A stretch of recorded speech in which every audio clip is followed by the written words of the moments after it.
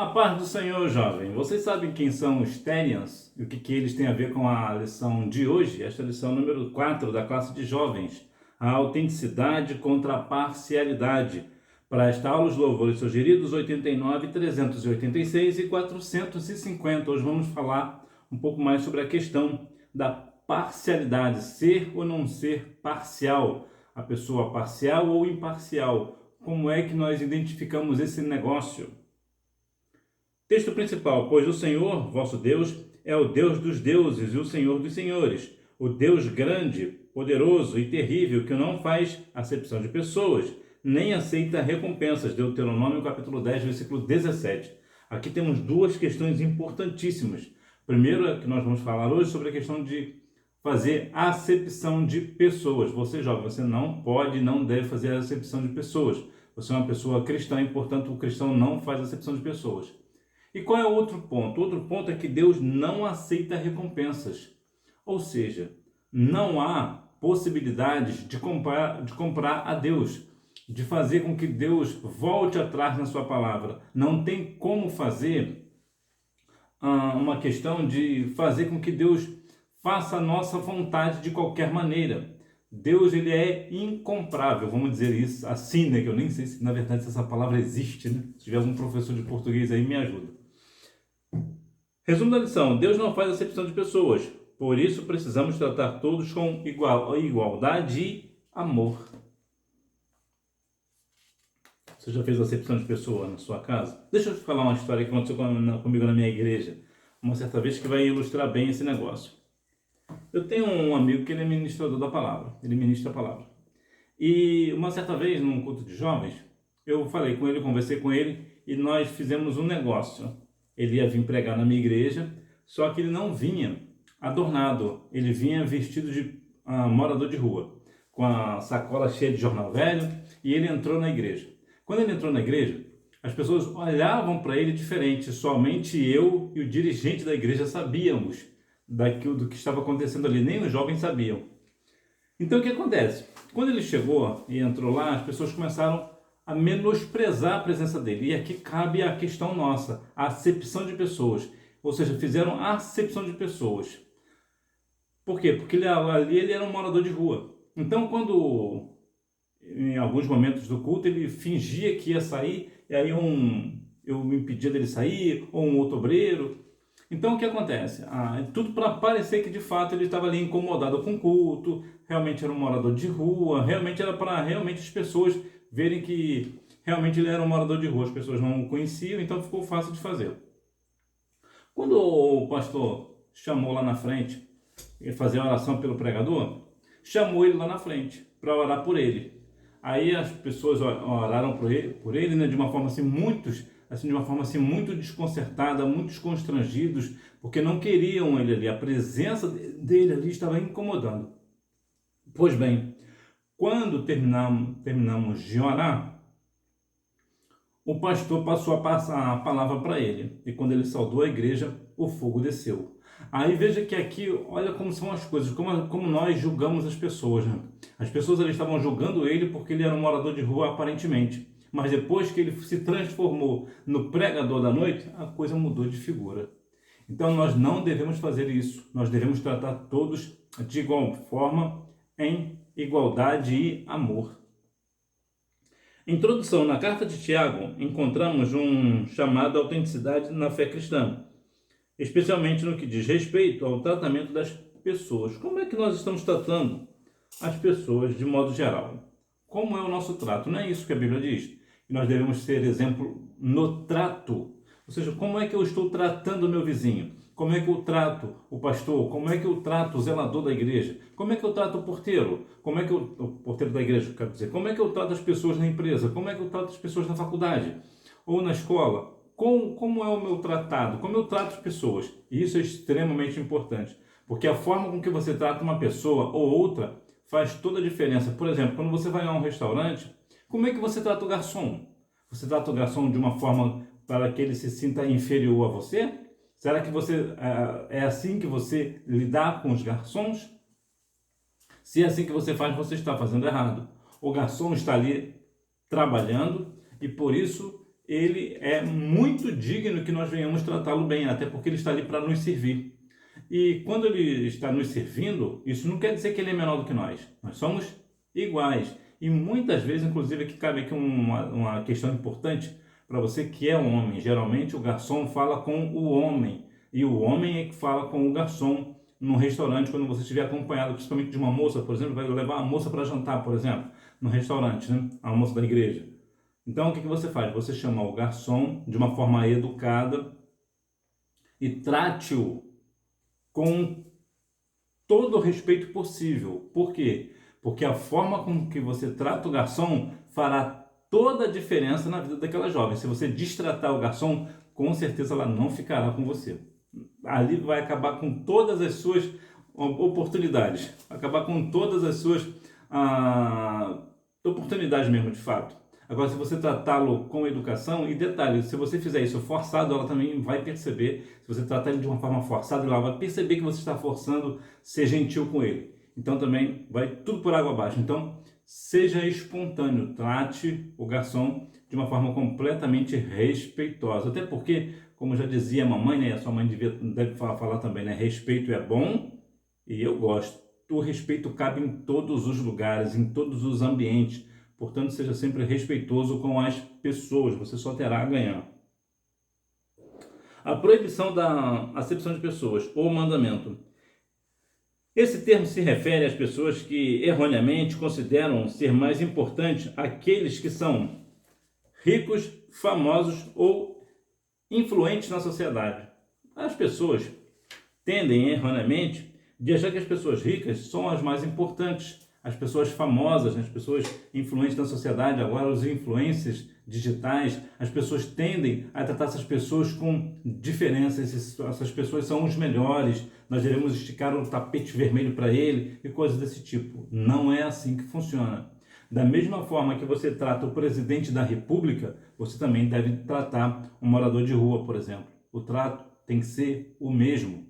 Nós não devemos fazer acepção de pessoas. Nós não devemos achar que o Elon Musk, por exemplo, é uma pessoa mais importante do que uma outra pessoa porque ele é bilionário, porque ele é riquíssimo. Então, e aqui eu não vou falar contra a riqueza não, ele tem que ser rico mesmo, quanto mais dinheiro ele tiver, melhor. Então, ou uma pessoa famosa, chegou uma pessoa famosa na sua igreja, um pastor, por exemplo, renomado, ou uma cantora renomada na sua igreja, então você vai ali dar toda a atenção diferenciada para essa pessoa, em detrimento das outras que estão ali com você, isso também está errado. Ou uma pessoa que está, né, um político, por exemplo, um prefeito, ele é uma pessoa influente na sociedade, quer seja ele bom ou ruim, né, se é que tem prefeito bom, né, não sei. Ele é uma pessoa influente, ele tem o poder de influência na sociedade. Por quê? Porque está nas mãos dele ou fazer isso ou fazer aquilo na questão política, de gestão de pessoas, ou melhor, de gestão de recursos, né, na saúde, na segurança,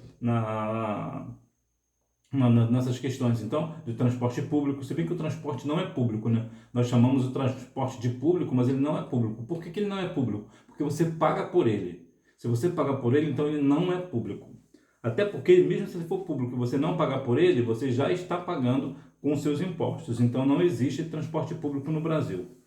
Então, vejamos. Então, nós não devemos achar que pessoas ricas, famosas ou pessoas que têm influência na sociedade, ou mesmo pessoas que são influências digitais, por exemplo, eles não são pessoas melhores do que os outros. São pessoas, de uma certa forma, que faz uma diferença a presença? Claro que faz uma diferença. Quando chega uma pessoa diferente na sua igreja, um prefeito, por exemplo, realmente ele cria ali um ambiente que as pessoas querem chegar perto dele. Né? Ou um pastor renomado, uma cantora, um cantor, um grupo renomado, realmente faz uma diferença. Mas isso não quer dizer que ele é mais importante do que os demais. Todos são iguais.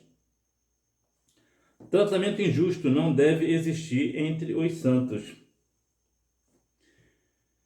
É dever do cristão tratar todos com respeito e dignidade, independente da sua posição social, seja na igreja, seja no trabalho ou em família. Então veja que como é o tratar do jovem, né? O jovem deve tratar como você deve tratar o teu chefe, da mesma forma que você trata a pessoa a tia da limpeza, por exemplo. Aí cabe aquela questão, como é que você trata a tia da limpeza? Então, veja que a questão, independente da sociedade, independente das questões, o tratamento respeitoso tem que ser para todos, tanto para o dono da empresa quanto para a tia da limpeza. É tudo igual, não há diferença. Então, na igreja, como é que você trata o pastor e como é que você trata o zelador? Eu gosto muito dessa expressão, dessa analogia, porque geralmente as pessoas, é que eu não estou falando contra a pessoa do pastor, é só para você compreender que geralmente as pessoas tendem a achar que o meu pastor esteve na minha casa, eu fui na casa do pastor e enchemos a boca para dizer, né? Meu pastor veio almoçar comigo. É uma benção? Claro que é uma benção. Mas quando um zelador vem na nossa casa, se é que ele vem, nós fazemos pouco caso. Ou nós nem queremos saber onde o zelador mora, não é assim? Por quê? Porque nós estamos fazendo acepção de pessoas. Nós hoje, o cristão de modo geral, nós de forma generalizada, sei que não é todos, mas nós de forma geral, o que estamos fazendo? Estamos colocando o pastor num patamar que não é dele. Só para você ter uma ideia, hoje, o culto mais importante da igreja não é a ceia do Senhor, é o aniversário do pastor. E isso não está certo. Deus não está nesse negócio. O pastor é um presente de Deus para a igreja, mas da mesma forma que eu trato o pastor, eu também preciso tratar o zelador da igreja ou o porteiro. E o porteiro também é uma peça-chave na igreja, que muitas vezes passa desapercebido. Quando você entra na igreja, você costuma cumprimentar o porteiro? Ou você é como umas pessoas que eu conheço? Eu conheço uma igreja que tem um determinado grupo, né, que é o grupo de jovens, né, de modo geral ali, a maioria, uma grande massa esmagadora dos jovens dessa igreja entram na igreja de cabeça erguida, não porque são de cabeça erguida no sentido bom, andam de cabeça erguida para não falar com as pessoas que estão ao redor. Muitas vezes entram na igreja olhando para cima, para não ter que falar com um ou com o outro, falam somente com o pastor ou com alguém do ministério. E só falam com as irmãs do círculo de oração se precisar de alguma ajuda ou coisa do tipo. Fora isso, não cumprimentam ninguém. Uma certa vez eu era líder de jovem na minha igreja e aconteceu uma coisa parecida. Uma irmã chegou para mim e falou assim, olha, a igreja aqui é uma bênção, os jovens aqui são uma bênção, mas tem uma coisa nos jovens aqui que eu não gosto. E eu perguntei para ela, e o que é? Ela, esses jovens entram aqui e nenhum deles me cumprimenta, nenhum deles fala comigo. Ela era esposa do dirigente. E era uma moça muito doce, né? Uma mulher muito doce, e aquilo ali me chamou muita atenção. E eu precisava observar, né? Não vou tomar uma decisão precipitada, só porque uma pessoa falou, não vou tomar uma decisão precipitada. Então eu observei. Apesar que eu sei também que essa irmã não era uma irmã de mentira, mas eu precisava realmente ver, né? E eu observei, comecei a mudar o lugar que eu sentava. Comecei a sentar de uma forma que eu olhava para a porta, para ver quando os jovens chegavam, para ver se algum deles falavam com ela. E realmente nenhum deles falavam com ela. Passou um domingo, uma outra quarta-feira, acho que mais um domingo também, e eu observei que realmente nenhum deles cumprimentava. Aí eu chamei os jovens à responsabilidade, olha, a irmã ali, ó, está comentando que vocês entram na igreja e não falam com ela. E realmente não adianta nem vocês argumentarem, que realmente eu vi que nenhum de vocês cumprimentam ela. Então vocês têm que mudar esse negócio. Vocês são jovens, vocês são as bênçãos na presença do Senhor, mas vocês não podem fazer acepção de pessoas. E depois disso eles começaram a falar com ela normalmente. Então veja que nós fazemos acepção de pessoas até dentro da igreja. Isso não é correto. Deus não está nesse negócio. A pessoa que faz acepção de pessoas não vai para o céu de glória. Pode fazer o que quiser. Pode evangelizar, ir para a escola bíblica dominical, fazer seminário, fazer o que quiser, mas no céu não vai morar. Então é importante que, tanto na família, na igreja ou no trabalho, o trato tem que ser igual. A lei real. A igreja deve ser um lugar de acolhimento, onde todos são bem-vindos e valorizados.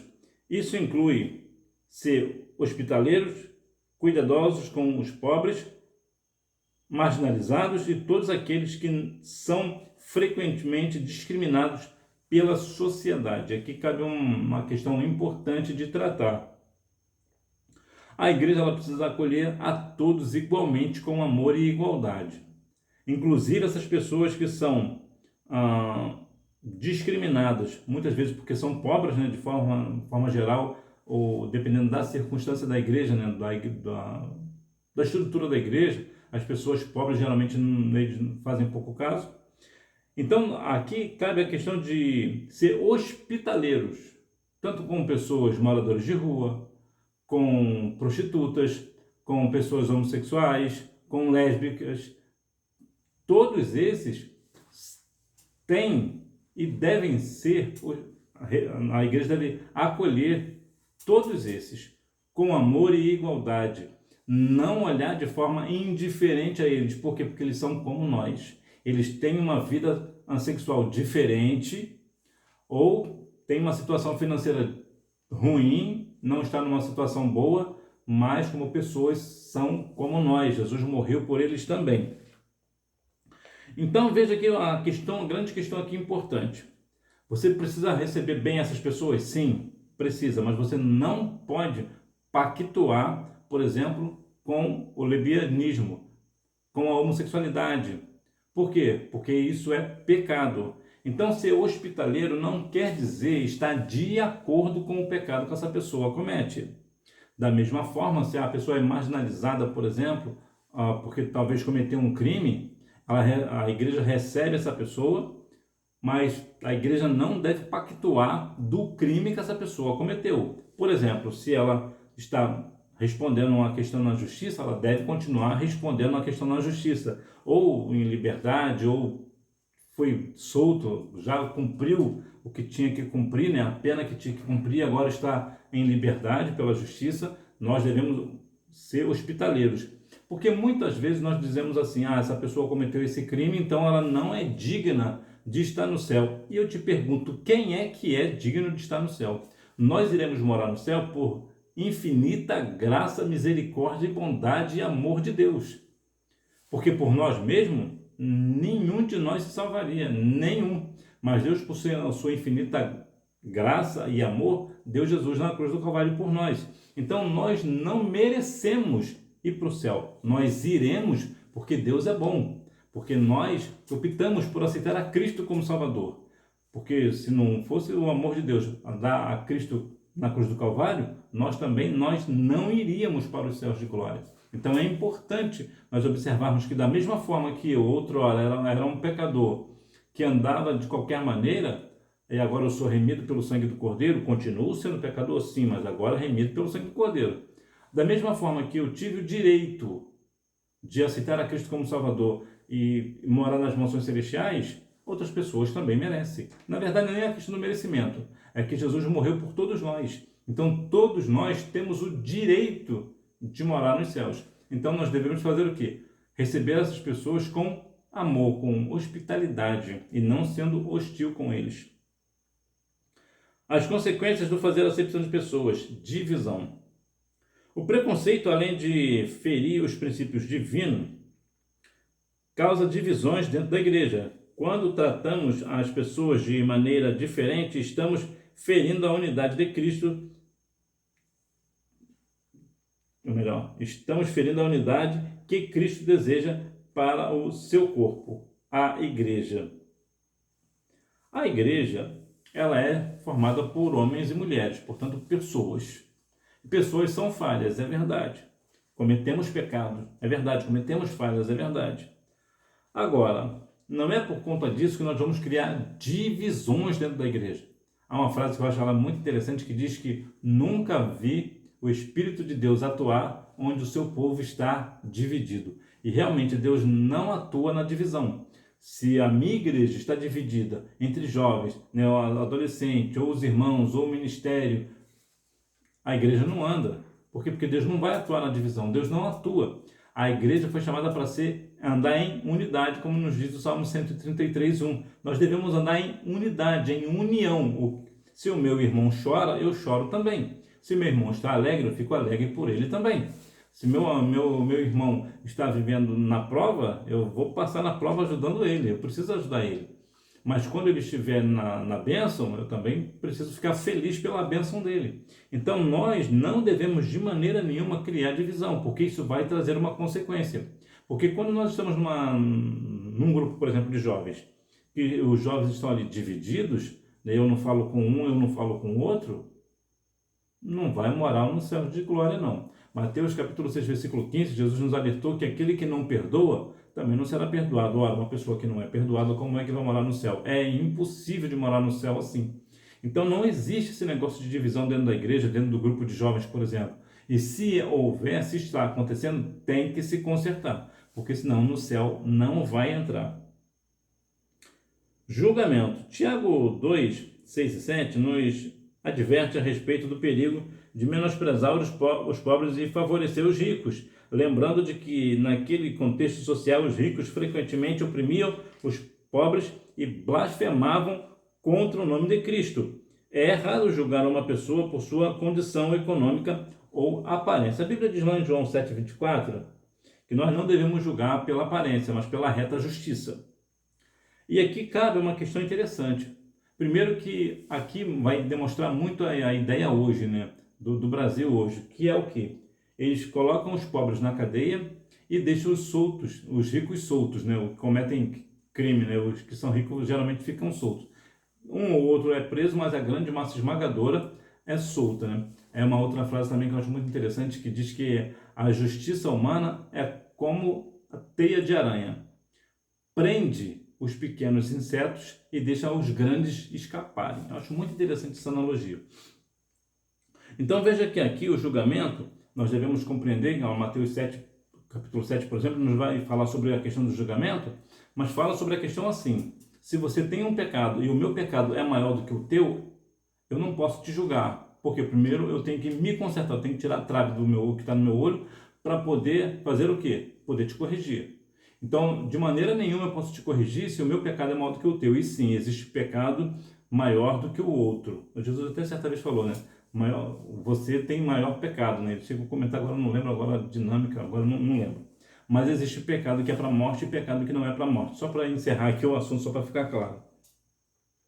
Então, observe que a questão do julgamento, a justiça tende, né? Tem uma tendência de culpar uma pessoa pobre e deixar livre uma pessoa rica. Por exemplo, o Brasil, por exemplo, ele tem vários exemplos de corrupção. Não preciso nem citar nomes aqui, não preciso nem falar de situações, porque o Brasil em corrupção, Brasil, infelizmente, é nota 10, né? Infelizmente. Mas muitas vezes as pessoas acabam sendo... Eu me lembro de um caso que aconteceu já há muitos anos, de uma moça que ela entrou, e que eu não estou dizendo que ela pode fazer, que o que ela fez é certo, porque não é. Independente do valor, roubo é roubo, né? Furto é furto, independente. Mas nós vemos que existe uma grande discrepância.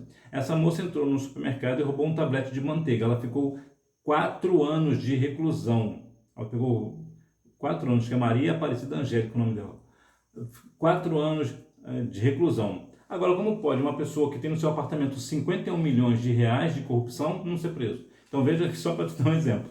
Então veja que são situações que a justiça, de modo geral, ainda tem essa tendência de deixar o rico livre, que comete pecado, que comete crime, comete corrupção, mas o pobre, ele vai preso. Por quê? Porque a justiça, ela é parcial. Não, ela é imparcial. Ou seja, quando é parcial, na verdade eu estou falando, não, eu estou invertendo, né? Estou invertendo. Quando a pessoa tem parcialidade, é porque ela vai julgar pela reta justiça. Ou seja, independente de quem cometeu o pecado, o crime, vai ter a sentença X. Mas se for uma pessoa imparcial, aí depende. Se for rico, eu deixo embora. Se for pobre, eu vou prender. E essa é a grande diferença, né? O parcial é aquele que julga pela reta justiça. É independente de quem está fazendo. O imparcial é quem vai observar quem é que está pecando, né? Quem é que está cometendo o crime. Isso também na igreja também não é diferente. Na igreja também, infelizmente, em algumas, também não é todas, mas em boa parte das igrejas, o que acontece? Quando um pastor comete um crime, por exemplo, um pecado, qual é a tendência? As pessoas passarem a mão na cabeça, o nosso pastor, é o nosso pastor, é o nosso pastor. Mas se aquele irmãozinho que senta lá atrás cometeu o mesmo pecado, o que acontece? Punição. Ou seja, acepção de pessoa. Ora, se um obreiro ou um irmão cometeu um pecado e o pastor cometeu o mesmo pecado, ambos têm que ter a mesma punição. Eu até concordo que o pastor deve responder um pouco a mais, né? Como ele é responsável pela rebanho de Cristo, então ele tem que dar mais exemplo, então até concordo da punição dele ser um pouco maior. Mas não é isso que acontece. Ainda que se fosse igual, estava de muito bom tamanho, mas infelizmente eu vejo casos, por exemplo, de pastores que cometem pecado de adultério, principalmente com as jovens, né? E são transferidos para outras congregações e continuam dirigindo as congregações como se não tivesse acontecendo nada. Mas se um irmão que é casado cometer um adultério, aí o negócio fica feio, né? Então veja que existe aqui o quê? Imparcialidade.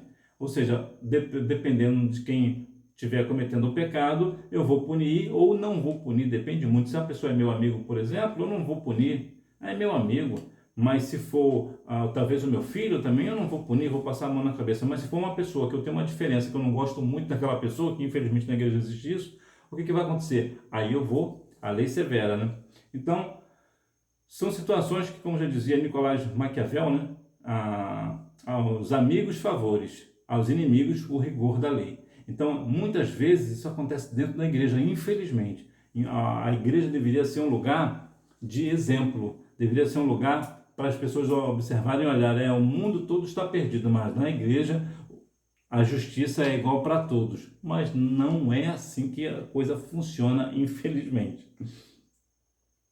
Desvalorização do ser humano. A acepção de pessoas desvaloriza a dignidade do ser humano, criado à imagem de Deus. Quando tratamos alguém de forma diferenciada por sua posição social ou econômica, estamos desrespeitando a imagem divina de cada pessoa, que cada pessoa carrega. Bom, nós somos imagens do Senhor, não é assim? Nós temos o nosso valor, sim. Todos nós temos valor e todos nós temos o mesmo valor, independente da sua classe social, independente da sua cor, independente do lugar que você mora, do país que você mora, a pessoa que mora na África do Sul, outro que mora na Nova Zelândia, ou no Japão, ou na Inglaterra, independente, todos nós somos iguais. Mas eu quero deixar uma coisa aqui para você pensar sobre a questão dos Therians. Eu te perguntei se você sabe quem é os Therians, né? É muito provável de você já ter ouvido falar do termo e possivelmente você deve saber quem são. E por que eu coloquei eles aqui na lição de hoje? Porque eles são pessoas que se desvalorizam. Os Therians são pessoas que eles se identificam com um animal específico. Por exemplo, recentemente tem passado nos vídeos na internet, mostrando em rede social, vários jovens latindo feito cachorro. Por quê? Porque eles são Therians. Eles são pessoas, mas que se identificam com um animal. Nesse caso, com o cachorro. Então, o que o cachorro faz? O cachorro late, não é assim? Então, eles ficam latindo. Olha aqui a desvalorização da pessoa, né? Da raça humana. Tem outros que se identificam como lobos, outros como... Parece que tem uma mulher que aparece num shopping, ela se identifica como crocodilo, né? O jacaré, alguma coisa desse tipo. Então ela se veste como jacaré e anda, se rasteja dentro do shopping como se fosse realmente um animal, entre tantos outros animais. Então isso é o que? Eles são chamados de Therians. Eles dizem até que isso não é loucura, isso é normal. Não, isso não é normal, isso é loucura mesmo. O que é isso? É a desvalorização do ser humano. Ou seja, como não bastasse pessoas desvalorizando outras pessoas, agora a própria pessoa se desvaloriza. Então veja que até que ponto que chegou a nossa sociedade. E eu quero crer que não há nenhum cristão envolvido nesse negócio. Eu quero muito crer. Eu ainda não vi nenhum e pretendo que não apareça nenhum, né? Que não é possível que um jovem cristão vai se identificar como um animal específico, só o sangue do cordeiro. Então o que é isso? É a desvalorização da raça humana. Uma chamada à misericórdia. Agindo sem misericórdia. Tiago 2, 12, 13 mostra que o juízo será sem misericórdia sobre aqueles que não fizeram uso dela. Deus nos chama a exercitar a misericórdia para com todos, sejam eles maus ou bons, justos ou injustos. Ainda falando lá de Mateus capítulo 7, não julgueis para não ser julgado, pois na mesma medida que vos julgar, medirão a vós, não é assim? Então, da mesma forma que eu julgo, também serei julgado. A ideia da misericórdia é igual. Se eu for misericordioso com alguém, Mateus 5,7, eu alcançarei misericórdia.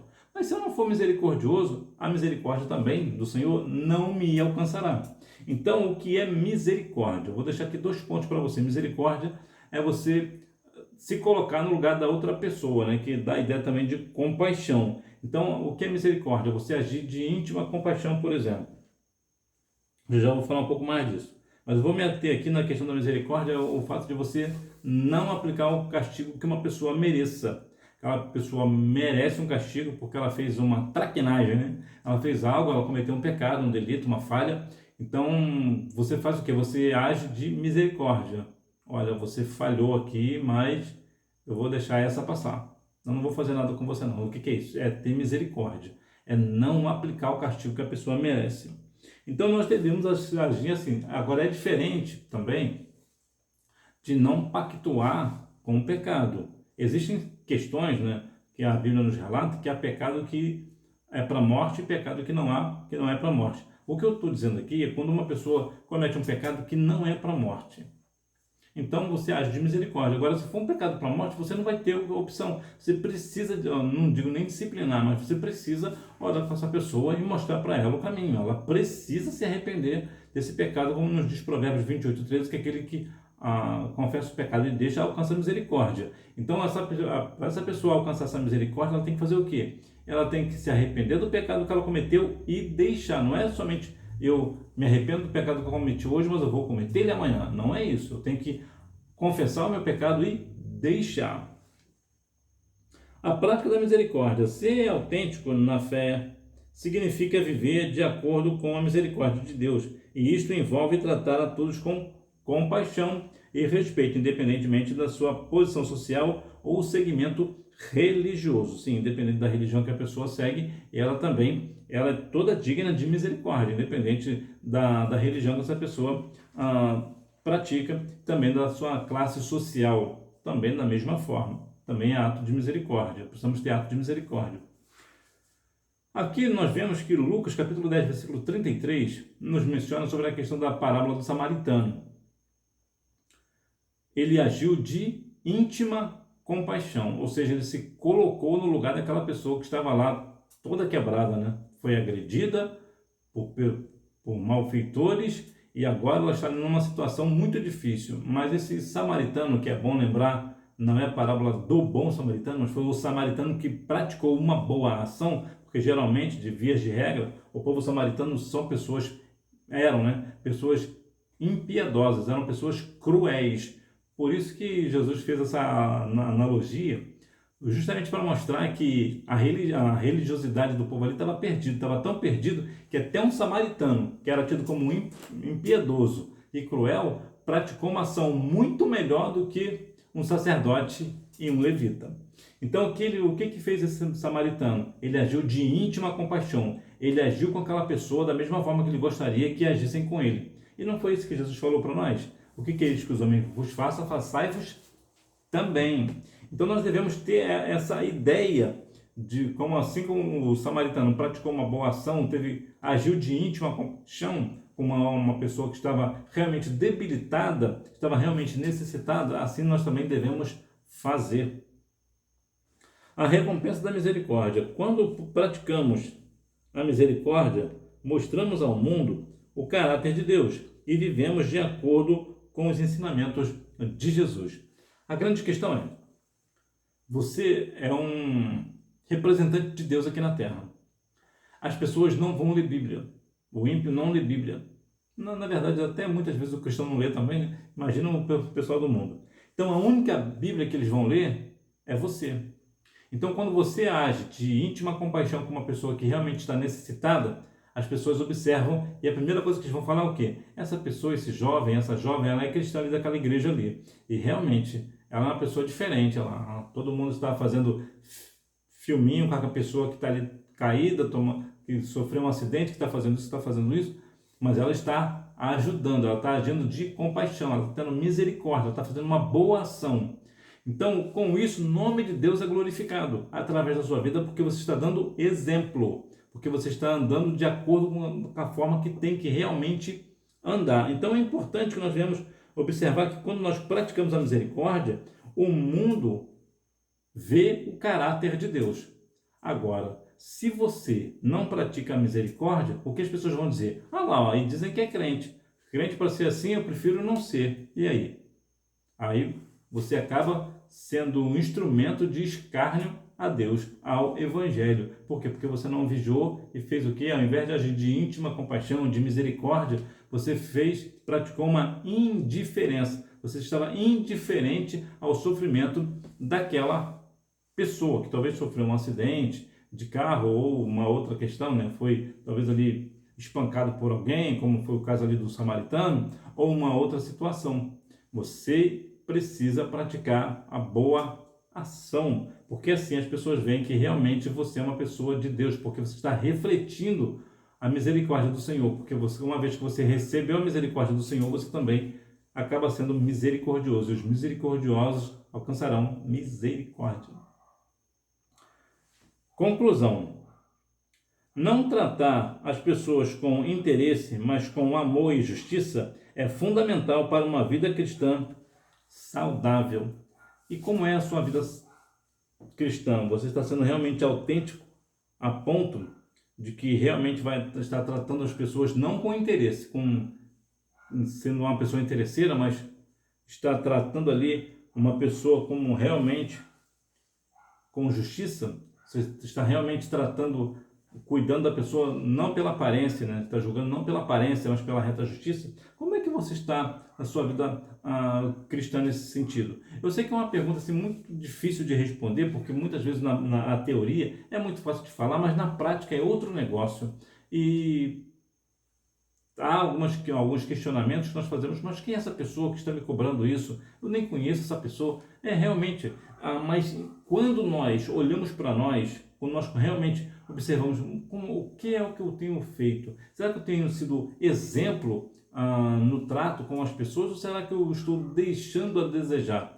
Nós devemos nos consertar nesse aspecto, nós devemos realmente refletir a bondade de Deus, a justiça de Deus, a misericórdia de Deus, o amor de Deus. Então nós realmente devemos ser exemplo. Hora da revisão. Número 1. O texto de Tiago 2:1 nos exorta a não fazermos distinção entre as pessoas. Número 2. O termo grego para acepção é prosopolexia. Difícil esse nome. Esse termo se refere às pessoas que erroneamente consideram ser mais importantes aqueles que são ricos, famosos ou influentes na sociedade. Número 3. Devemos tratar a todos com respeito e dignidade, independente de sua posição social, seja na igreja, no trabalho ou em família. Número 4. É amar a Deus sobre todas as coisas e ao nosso próximo. Mateus capítulo 22, versículos 37 e 38. Número 5, divisão, julgamento e desvalorização do ser humano. Então, que nós venhamos a cada dia mais, se é da nossa alçada, né, julgar alguém, que nós venhamos ser parcial. Que realmente, ou melhor, não ser parcial, ser imparcial. Eu acabei falando 2 vezes errado, né, durante a aula, né, realmente hoje eu confundi. Mas o certo é, parcial é quando eu escolho a quem é que eu vou julgar. Porque é meu amigo, então eu não vou aplicar a justiça. Mas se é uma pessoa que eu não gosto muito, eu vou aplicar a justiça. A pessoa imparcial é justamente o contrário. É uma pessoa que vai julgar independente de quem está ali, ela vai julgar da mesma forma. Eu acabei falando durante a aula, acabei falando errado, né? Mas que nós venhamos realmente ter essa autenticidade contra a parcialidade. Que nós venhamos realmente julgar, como diz João 7,24, segundo a reta justiça e não pela aparência, e não julgar pelo cargo da pessoa, não julgar porque a pessoa é rica, é famosa, é um influente na sociedade ou influente em rede social. Nós devemos ser justos, está dentro da sua alçada. Você julgar, porque na verdade o julgar é para juízes, né? Juízes, advogados, justiça, mas na questão cristã nós também devemos julgar, nós inclusive julgaremos os anjos, né?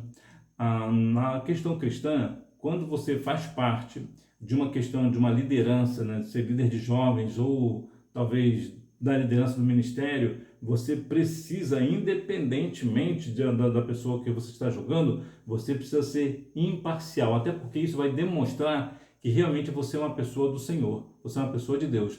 Porque digamos que a gente sabe que na igreja acontecem muitas coisas, mas digamos que você por alguma razão você tem uma diferença com um determinado irmão ou uma determinada irmã. E essa irmã ou esse irmão cometeu algo e você precisa julgar a causa. Você vai aproveitar que você tem uma diferença com essa pessoa e vai dar ela o rigor da lei? Não. Você vai ser imparcial. Essa pessoa cometeu isso. Se outra pessoa tivesse cometido isso, eu daria essa punição. Então essa pessoa tem que ser punida dessa forma também, se é que cabe uma punição, né? Que na maioria das vezes na igreja as pessoas são punidas até injustamente, muitas vezes, né? São punidas injustamente, sem nenhuma questão até mesmo de defesa, né? Em alguns casos, não digo todos, mas em alguns casos. E bem da verdade, a maioria dos casos nem precisa de punição. Na maioria dos casos, eu lembro que lá em João capítulo 8, quando trouxeram a mulher adúltera, olha que ela cometeu um adultério, né? Grande pecado, inclusive, né? Inclusive a Bíblia condena, não adulterarás. E qual foi a questão ali de Jesus? Aquele que não tiver pecado, que seja o primeiro a tirar a pedra. Olha como Jesus foi justo. Olha como Jesus foi imparcial. Ele poderia realmente apedrejar essa daí mesmo, que ela cometeu um adultério, mas olha como o Espírito vivifica. A letra mata, né? No caso, a lei mata. A lei mandava matar, apedrejar até a morte. Mas o que Jesus fez? Jesus salvou aquela mulher do apedrejamento. Aí o que ele fez no final? Vai e não peques mais. Qual a punição que Jesus deu para ela? Nenhuma. Então, há situações pela qual você vê que a pessoa realmente está arrependida. Quando a pessoa está arrependida, é diferente. É diferente. Infelizmente, como líder de jovens, eu tive, infelizmente, o desprazer de tratar algumas questões dessa. Eu ia muito para a Bíblia. E eu lembro até de um caso de uma jovem que ela chegou toda arrependida dentro da igreja porque ela tinha cometido um pecado. O dirigente me chamou à parte e falou, olha, a jovem tal cometeu tal pecado. O que você acha? Eu li, ó, é isso daí? Ele perguntou qual a punição que você daria para ela. Eu falei, nenhuma. Por quê? Porque é um pecado que não é para a morte, é um pecado que não fere em nada, em absolutamente nada, o caráter da jovem. Então a jovem acabou não sendo punida e ficou por isso mesmo. Por quê? Porque de fato era uma coisa extremamente simples. Ela achava que cometeu o maior pecado do mundo, mas foi uma coisa extremamente simples. Não vou punir uma pessoa, mesmo eu tendo esse poder, eu não vou punir uma pessoa porque ela cometeu uma coisa completamente natural, completamente que não vai diferenciar a questão, né? Que no caso dela foi que ela cortou o cabelo na igreja, minha igreja aconselha que jovens, né, mulheres de modo geral, não cortem o cabelo. Então ela parou o cabelo e tal, cortou, meteu a tesoura, falei, o cabelo cresce depois, se ela está arrependida, deixa isso quieto. E acabou o assunto. Agora, muitas vezes, eu já vi casos, inclusive na minha igreja mesmo, de pessoas que cortou o cabelo e ficou meses no banco, só porque cortou o cabelo. Isso não fere a questão do caráter da pessoa. É claro que não é por isso que as pessoas vão sair agora cortando o cabelo de qualquer maneira, não é isso. Não sei como é a doutrina da sua igreja, né, os usos e costumes, então não estou aqui para te dar doutrina, fazer isso ou fazer aquilo, porque você tem o seu pastor, então obedeça o seu pastor. Mas na minha igreja em específico, que é uma igreja já bem antiga, né, bem lá de trás, tem muitas questões que a nossa igreja tem usos e costumes, né? Então um deles é mulher não pode cortar o cabelo. Mas se aconteceu, aconteceu, gente. Não pode usar maquiagem, não pode pintar unha, por exemplo. Pintou a unha, deixa quieto. Passa uma acetona e acabou. Não precisa de punição em casos assim. E até, no caso, até uma mulher da adúltera, nem nesse caso não teve. Então veja que nós devemos, quando nós vamos julgar, nós devemos também julgar em amor. Até porque um dia pode ser nós, né? Então nós devemos julgar em amor, com igualdade. Nós devemos ser completamente pessoas imparciais, julgar pela reta justiça e não favorecer a pessoa porque a pessoa é rica, né, famosa ou outras questões, né? Mas que Deus em Cristo continue abençoando a sua vida e você me vê na próxima aula, se Deus quiser. Fica na paz.